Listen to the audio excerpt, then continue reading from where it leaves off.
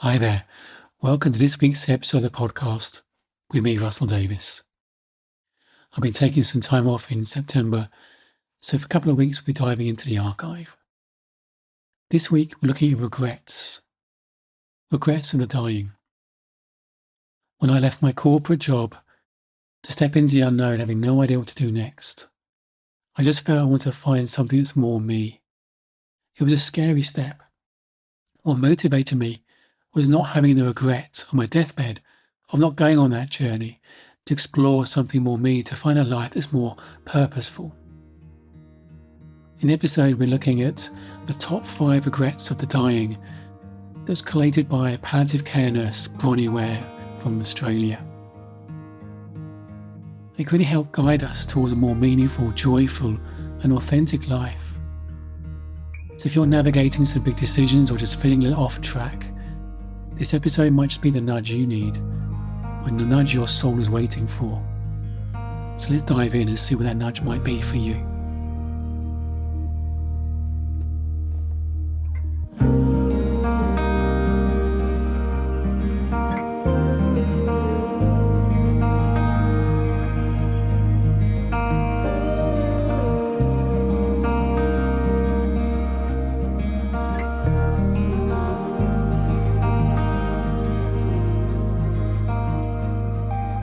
I remember when I was thinking about leaving my corporate career.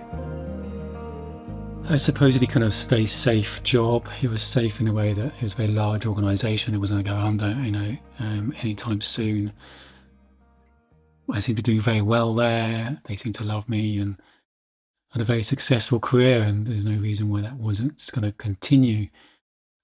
But something inside me felt that it wasn't the right thing for me. I just felt it wasn't me. That's the only way I could describe it. The idea of leaving felt scary. I had no idea what I'd do instead. I had no idea what would I do instead.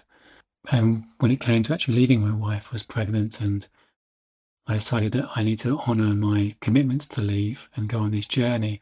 And the one thing that kind of sustained me through that time to continue to follow through on that, and looking back, I'm very grateful, so grateful I did, is the thought of being on my deathbed and regretting not going on that adventure, finding something more me and pursuing the idea of getting paid for being me and finding something more fulfilling or a sense of purpose to life.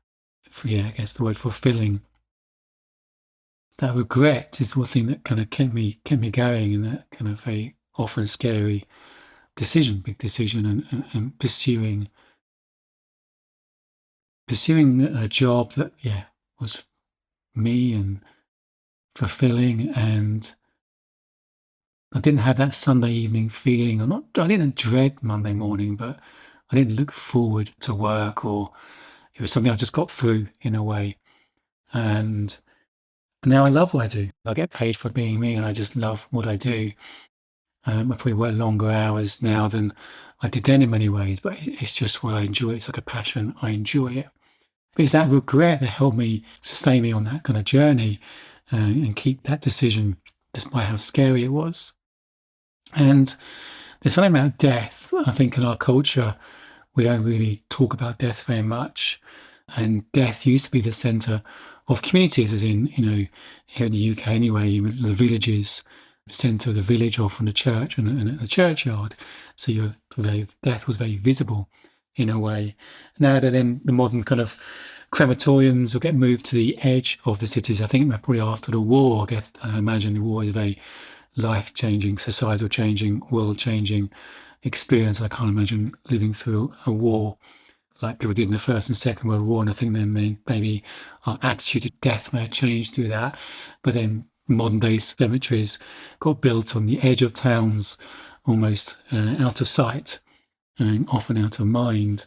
But the concept of death often out of mind. Maybe it's just too painful. And sometimes we don't consider our own death. Some people are scared of death, scared of dying. And I think looking at our relationship with death can be really helpful, having a healthy relationship with death.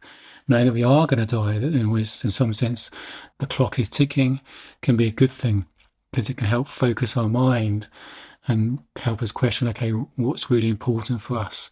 while we are here, what is it we want to be doing? And looking at the idea of regrets can be a way of focusing the mind. There was an Australian palliative care nurse, Bronnie Ware. She spent many years caring for people in their last weeks of their lives.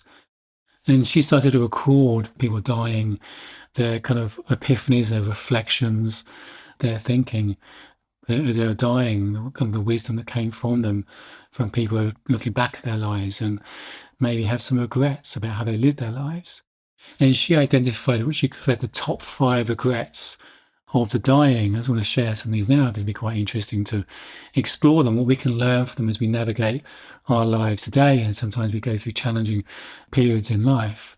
How can we use that idea of avoiding regrets as a way of making decisions and making sure we're focused on what's really important in our lives? And sometimes with my clients, we do an exercise where I take them out to the end of their lives and they meet their kind of future self who's in the autumn of their years, and have a conversation with that kind of future self to help to get some clarity and perspective about decisions and what's going on in their life today. So go back to these top 5 regrets from Bonnie, and the first one is, I wish I had the courage to live a life true to myself, not the life others expected of me. I wish I had the courage to live a life true to myself, not the life others expected of me. And very much I can see I spent more years in the career that didn't really serve me. It wasn't really me because of that very reason. I was living the life others expected of me. Unconsciously, I was creating the life my mother wanted for me, expected of me. A safe job, a good career. It was maybe a generational thing as well. She spent all her years in one job, in one career. Working for local government, creating a nice, good pension. That was the thing about creating security.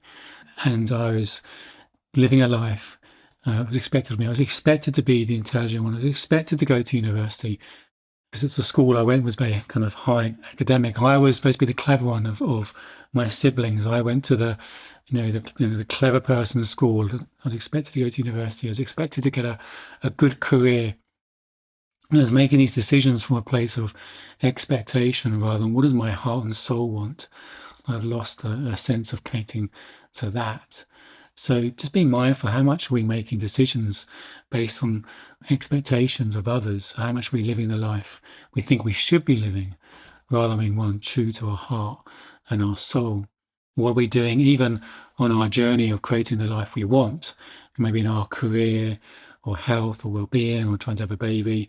What are we doing on those lives because we think we should be doing it rather than trusting our heart and our soul on that journey to that destination? And there's no formula to creating the life we want. It's about trusting our own insights, our own intuition to navigate these journeys that in a way that's true to ourselves. In what ways in our life are we living the life we think we should be doing, or doing the things we think we should be doing and not honouring our heart and our soul with the big things and the small things? The second one, regret, which is no surprise. I wish I hadn't worked so hard. I wish I hadn't worked so hard. And how many people, just working because we think we should, fear of failure, fear of judgment from our bosses or colleagues. What's interesting, what Bonnie says, this came from every male patient that I nursed.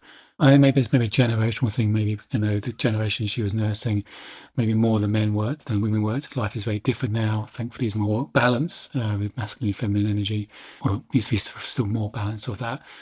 So the generation she was nursing, most of the men were the kind of breadwinners, as it were.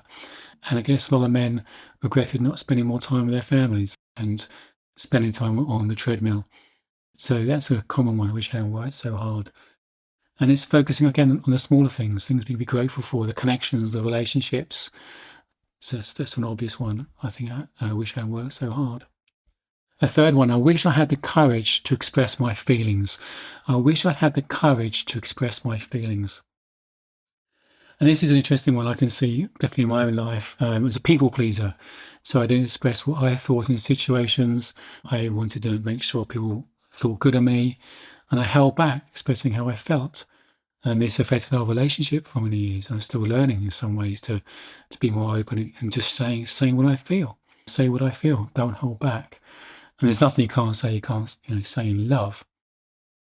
And when we don't express our feelings, we are not being true to ourselves. I think, kind of quoting the Bible, the truth will set you free. And I say that in a way that when we speak our truth, be our truth, live our truth, there's a sense of freedom and liberation with that.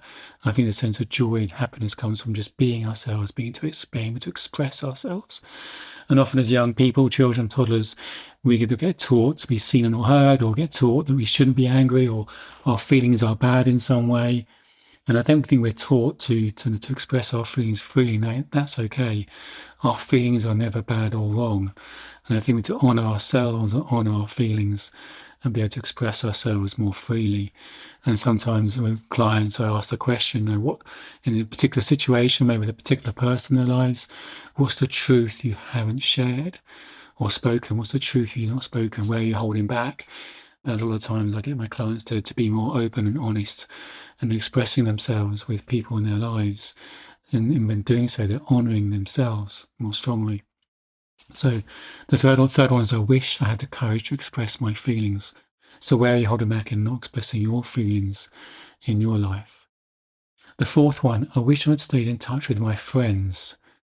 Yeah, and often friendships do slip away. People move away, things change. And often people have regrets about that. I have some regrets about some of my kind of dear friendships early in my life have slipped away, and it takes more effort to maintain those friendships. So where can you do that? And I know sometimes, I think a true friendship is like you can have a difference of opinion, and that's okay. And I've got some friends I don't see for many years, and we get together, it's like, time hasn't passed. And there's just a honouring of each other, even though we think differently in different ways.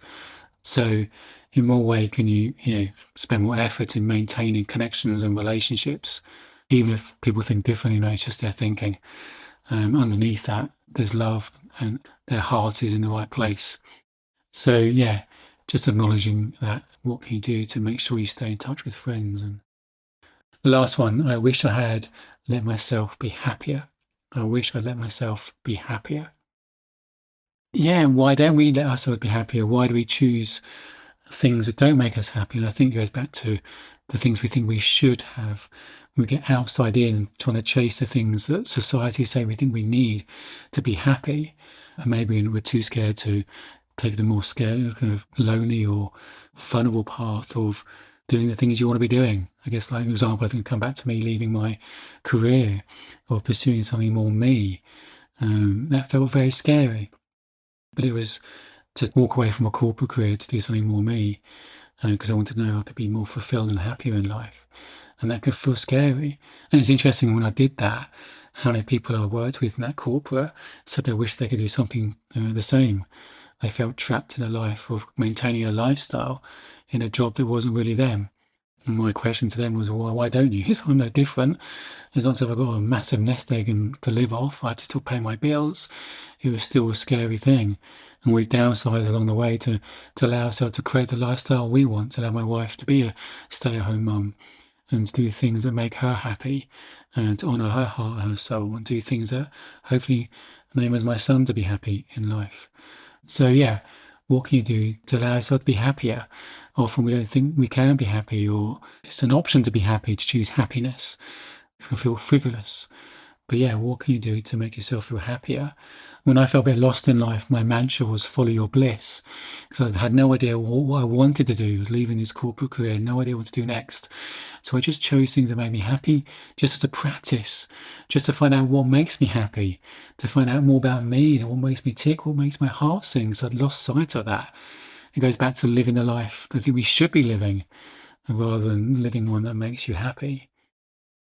So yeah, many things there that can take us off track from creating a life that we feel happier, feel inspired by, and to avoid those kind of future regrets. So sometimes we go through really challenging times and not sure the next step in our lives. So I encourage you to play the deathbed game.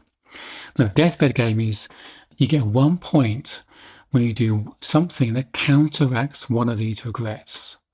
You get 1 point when you do one thing to counteract one of these regrets. So there's, I wish I had the courage to live my life true to myself, not the life others expected of me. You get a point every time you do that. I wish I hadn't worked so hard. You get a point every time you decide to stop work and focus on friends, family, connections, the things you enjoy. I wish I had the courage to express my feelings. You get a point when you express yourself more freely. Sometimes that can feel really edgy. I wish I'd stayed in touch with my friends. You get a point when you do that. I wish I had let myself be happier. You get a point when you choose happiness. Play the deathbed game. Even if you're going through a really challenging time in life, a bit lost, not sure what to do next. It's a fabulous game to play, and it helps bring, I guess, a sense of connection to your true self. And in doing so, I think you're connecting to your heart and your soul, your innate resources, clarity, perspective, your soul, which brings everything you need in any given moment. And we start living life due to our soul and not trying to chase things on the outside of us we think we need. So, the 5 regrets of the dying. How can you make decisions, even the small things, that create those points in this game that allow you to counteract those decisions and create more of a life that is true to your heart and your soul, that brings a sense of fulfillment, hope and perspective, even in challenging times. Loving you.